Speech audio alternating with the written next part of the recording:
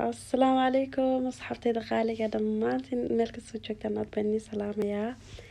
asxaabtayda qaaliga insha Allah waxaan la wadaagi doonaa maanta quraac aad u macaan maasha Allah oo aan ku sameeyay guriga halka waxaad ku aragtaan maasha Allah liin macaan iyo yurgub oo aan si qurux badan isugu sharaxnay iyo caano garoor ah iyo laxoox sida cambaburka loo sameeyay inkastoo aanay cambabur ahayn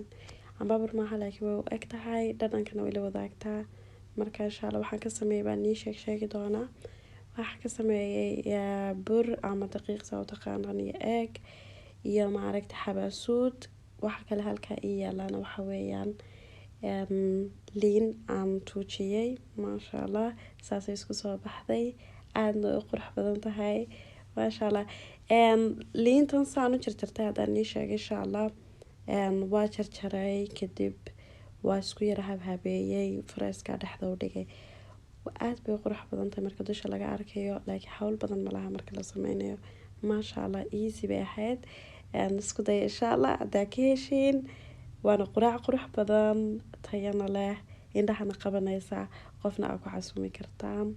waa ka helay waxaan rajeynayaa insha Allah inaad ka heshaan